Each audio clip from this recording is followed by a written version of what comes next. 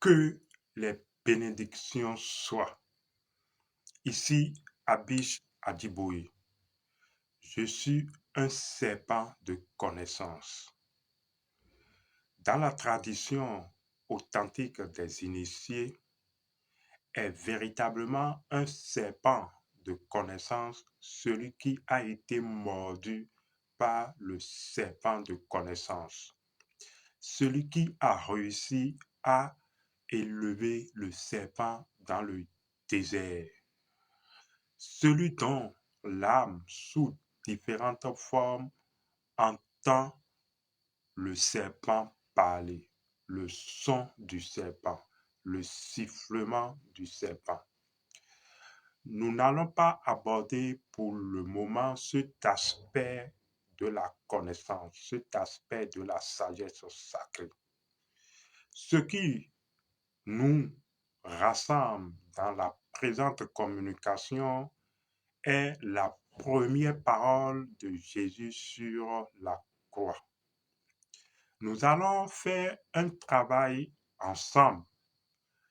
Nous allons nous expliquer réciproquement la première parole de Jésus sur la croix, où en tant que serpent de connaissance, je vais donc mordre ou vous mordre d'une certaine façon afin que à votre tour, vous puissiez alors grandir ou intégrer la connaissance. De toutes les façons, allons-y. La première parole de Jésus sur la croix. Si vous connaissez cette histoire biblique, vous avez certainement entendu parler de Jésus-Christ ou de l'initié Jésus, qui, se présentant sur la croix, a dit certaines paroles. Voici que nous nous intéressons à la première parole que Jésus a énoncée sur la croix. C'est pour vous dire que si vous n'avez pas connaissance de cette parole de Jésus sur la croix, vous voudrez bien sûr aller sur le net et taper les paroles de Jésus sur la croix et l'application Google ou votre moteur de recherche va vous sortir les paroles de Jésus sur la croix. C'est à la portée de tout le monde. Vous pouvez en prendre connaissance. Il y a plusieurs paroles, 7 en moyenne. Mais nous, dans la présente communication, nous allons nous intéresser à la première parole de Jésus sur la croix et là de ressentir les chakras. Ah oui, j'oubliais. La première parole de Jésus sur la croix est là de ressentir les chakras. Voici ou voilà donc Jésus qui se trouve sur la croix. Il est sur la croix de façon symbolique, le voilà sur la croix, parce que la loi dit ceci, tout est dans le déroulement. Si Jésus a été une fois sur la croix, c'est que ce fait est toujours en train de se dérouler ici et maintenant. Mais bien sûr, nous parlons de façon symbolique de Jésus sur la croix. Eh bien, voyons Jésus sur la croix et qui prononce une première parole.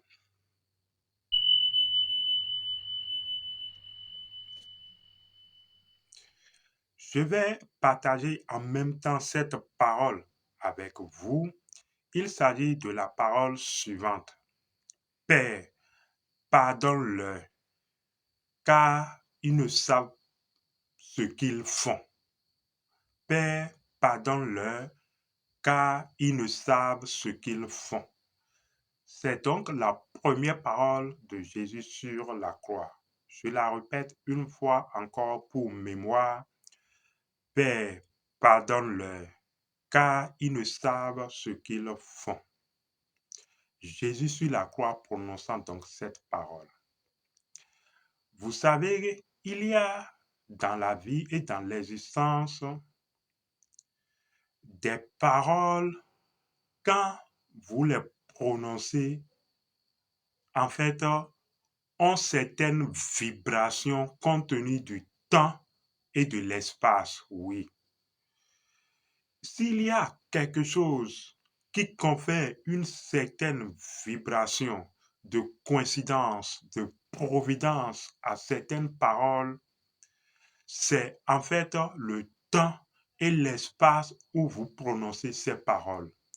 Imaginez que vous êtes dans une salle, dans une classe de cours et que le professeur est là et vous, les étudiants, tout concentrés, en train de prendre note et un ou une de vos camarades s'élève et crie: «Oh ouais, c'est bien, enfonce!»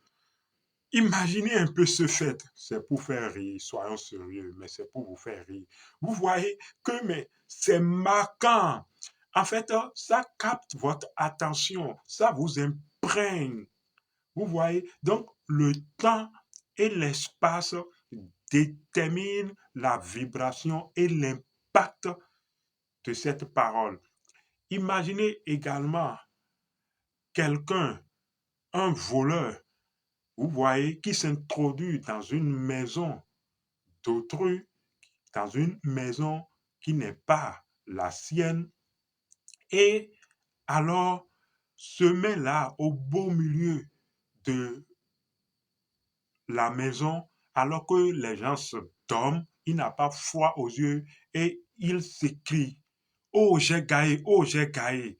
Vous vous réveillez et vous entendez ça d'une tierce personne, d'un voleur que vous ne connaissez pas. Vous voyez, ça va vous faire tout bizarre, mais non seulement ça va vous faire réfléchir et ça va rester longtemps et demeurer une histoire que vous allez compter. C'est ainsi que pour revenir à la tradition africaine, nous savons que quand nos parents, un parent en Afrique est sur le point de départ, est sur le point de mourir, est sur son lit de mort et profère des paroles, que ces paroles sont sacrées et profère des paroles, ces paroles sont comme des serments de vérité. Vous voyez? Donc, parce que ce parent qui est sur le point de partir voit là-bas et est encore ici. C'est un peu comme si il est partagé entre les deux mondes, le monde de l'esprit et le monde de la matière existentielle physique. Et donc, c'est un peu comme si ce qu'il dit est une parole de vérité. En fait, c'est une parole de vérité qui détermine une droite ligne pour la génération, pour ses enfants, pour sa communauté et pourquoi pas pour le peuple, suivant l'importance ou l'autorité de ce parent. Vous voyez donc que c'est ainsi que Jésus se retrouve sur la croix. Il s'agit de la mort initiatique. Nous avons déjà fait une communication ici où nous avons expliqué que, en fait, il y a plusieurs sortes de morts. Vous voyez, et que l'initiation est une mort. Voilà donc l'initié Jésus dans ce voyage initiatique qui prononce cette première parole sur la croix. Père, pardonne-leur, car ils ne savent ce qu'ils font. Mais quand il dit Père, pardonne-leur, nous savons que en fait, il énonce le pardon, mais il ne s'agit pas du pardon comme les gens la pratiquent ou comme les gens le conçoivent en fait, ou je ne te pardonnerai pas, tu m'as trahi, je ne te pardonnerai pas, je ne vais jamais te pardonner, tu m'as menti, je ne vais jamais te pardonner. À ce qu'il m'a fait, ça ne se pardonne pas. Nous ne parlons pas de cette forme de pardon. En fait, l'initié Jésus ou le maître Jésus énonce le chemin initiatique. En fait, le pardon, dans ce sens, devient un mécanisme. En fait, comment vais-je l'expliquer plus clairement? Faisons ceci. Dans également la Bible des chrétiens, il y a dans Genèse, ça doit être dans le livre de la Genèse, dans Genèse 4, verset 16. Voilà, si je ne me trompe, mais je pense que c'est ça. Dans le livre de la Genèse, vous connaissez l'histoire de Caïn et de Abel, où Caïn tue Abel. Mais dans cette partie de l'histoire du livre de la Genèse, dans le verset, dans la Genèse 4, verset 16, on dit ceci. Caïn se retira de la présence de l'Éternel. Ou attendez, pour ne pas dire de n'importe quoi, je vais chercher la partie et vous la lire, patientez. Voilà, j'avais pris connaissance pour mémoire de cette partie. Voilà. Genèse 4, verset 16. Caïn s'éloigna de l'Éternel et habita le pays de Nod, à l'est de d'Éden. Je reprends. Genèse 4, verset 16. Caïn s'éloigna de l'Éternel et habita le pays de Nod, à l'est d'Éden.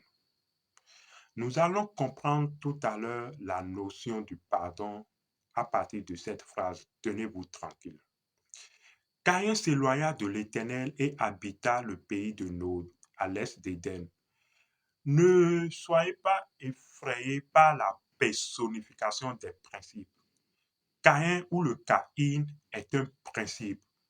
Donc souvent, dans la symbolique des choses, où le langage symbolique personnifie les principes et crée un schéma de conversation entre les principes. Donc, ne soyez pas inquiétés. Voici ce qui nous intéresse donc. On dit que Caïn s'éloigna de l'Éternel et habita le pays de Nod, à l'est d'Éden. Nous savons que dans le langage symbolique, dans les symboles, il y a les initiés qui ont introduit ce qu'on appelle la permutation ou l'anagramme. Donc, quand vous prenez Node et vous faites donc l'anagramme de Node, vous allez retrouver don. Node, N-O-D. Quand vous inversez donc, si vous voulez, vous prenez D, vous prenez O, vous prenez N, ça fait don. Voilà. Donc, quand vous prenez Node et que vous faites l'inversus ou l'anagramme, on dit, vous trouvez don. Vous voyez donc que nous nous retrouvons avec le mot don. Caïn s'éloigna de l'Éternel et habita le pays de Nod. Donc, et alla habiter le pays de Nod, où le pays est fait preuve de don. Vous voyez, à l'est d'Éden. Quand on parle d'Éden, il s'agit d'Édom, ou il s'agit de ce jardin, si vous voulez, d'Éden, mais qui n'est rien d'autre que le lieu de la sagesse. Parce que Éden ou Édom signifie la sagesse impérissable. Mais l'Est d'Édom, donc, il s'agit du soleil levant de la sagesse éternelle pour signifier qu'il n'y a que la sagesse sacrée, la sagesse impérissable qui illumine l'être. En fait, la lumière de la sagesse impérissable, de la sagesse sacrée, est la source de tout don. Je reprends. La sagesse impérissable ou Éden ou Édom illumine l'être. Mais l'Est ou l'Orient, qui n'est rien d'autre que la lumière de la sagesse sacrée, est ce qui illumine l'être et est source de tout don. C'est pourquoi alors Caïn fait sa réintégration dans la lumière de la sagesse sacrée, la lumière d'Édom.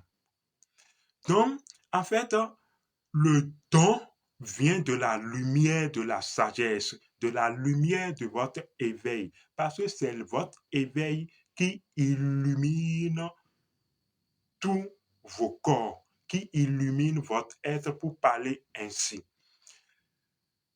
Caïn alors se réintègre dans la lumière de la sagesse sacrée.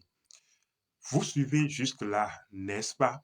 Donc, en fait, quand on parle du don, en fait, il s'agit alors, au fait, d'un fruit de la lumière. Il s'agit de l'équilibre de la lumière. Parce que quand vous prenez la colonne vertébrale n'est-elle pas en fait l'équilibre? Parce que quand on parle d'un don, l'enfant a un don. Vous voyez, l'enfant a un don de Dieu. On parle même don de Dieu. L'enfant a un don de Dieu. L'enfant est l'équilibre. Vous voyez, donc la colonne vertébrale représentant également l'équilibre, votre équilibre intérieur. Et c'est justement ça. La colonne vertébrale porte les fruits principaux qui sont au nombre de 7. Donc, en fait, les chakras sont les fruits de la lumière, sont des dons de la lumière. En fait, les chakras sont des énergies, des structures énergétiques. Nous parlerons en ce sens de l'énergie lumière. Si vous n'arrivez pas à voir ou concevoir, à sentir la lumière, nous parlerons de l'énergie lumière.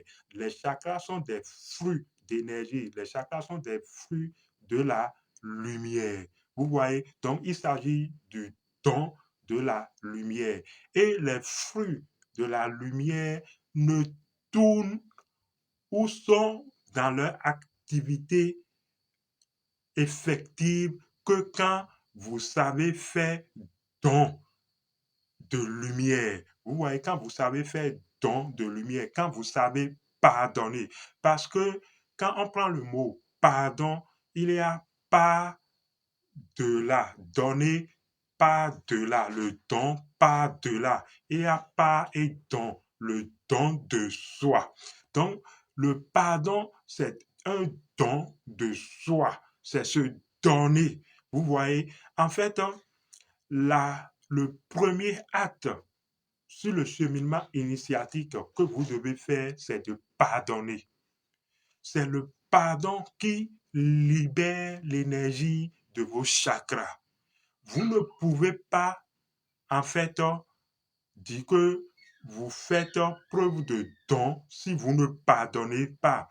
Et cela se retrouve également dans une autre parole de la Bible où le Maître Jésus dit, je paraphrase, si vous avez une offrande, nous parlons alors du don et nous parlons de l'offrande si vous avez un acte de conscience parce que l'offrande, c'est également une sacrification, c'est un don de conscience. Vous voyez, c'est un don de conscience. Si vous avez une offrande à faire, déposez votre offrande au seuil de l'autel ou au seuil de la porte et allez vous réconcilier.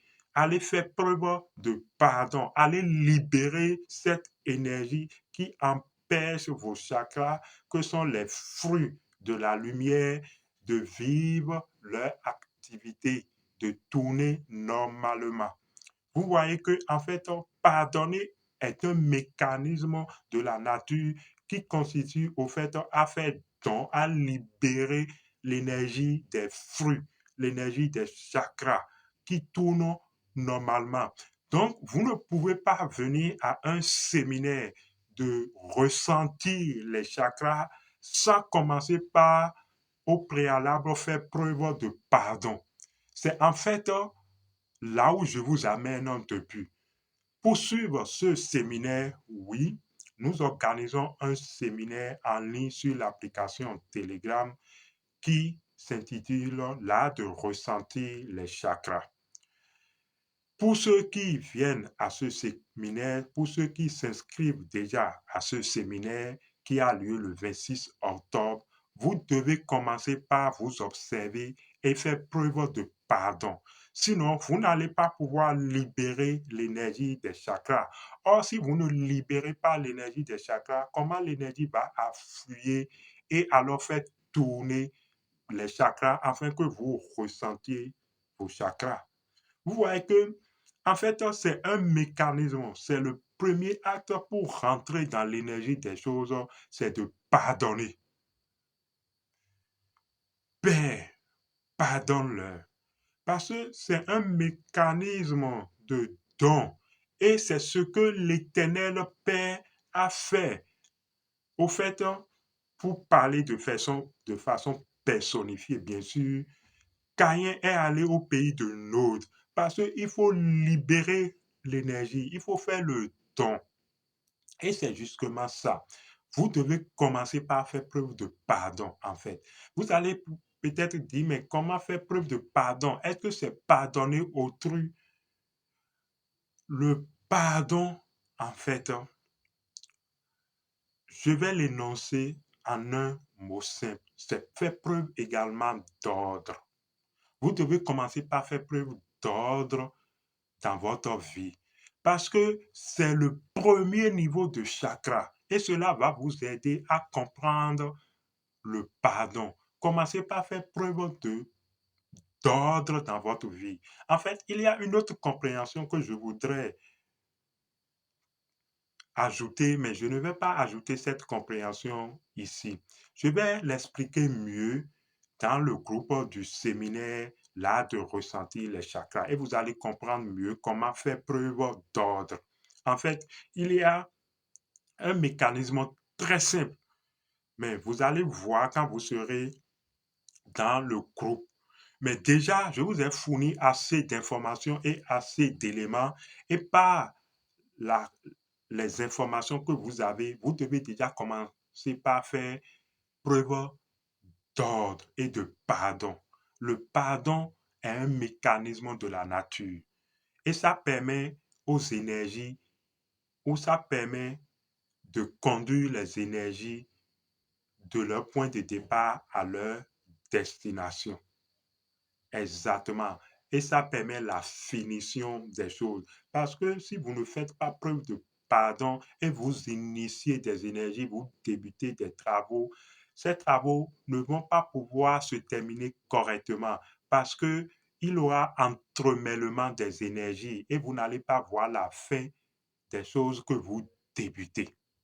Vous devez faire preuve de pardon.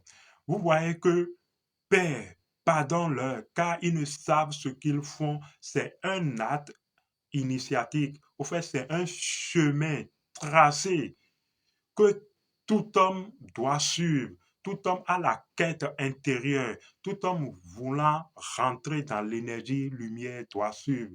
Il ne s'agit pas de la personne de Jésus ou les gens que Jésus m'a sauvé, Jésus, non, non, non, pas du tout. Il s'agit de prendre sa croix. Je vous convie et je vous invite donc à ce séminaire que nous organisons en ligne sur l'application Telegram le 26 octobre 2023.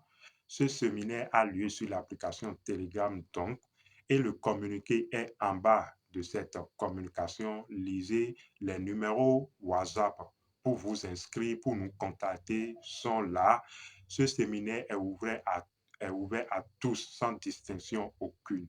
C'était Abish Adiboui. À la prochaine.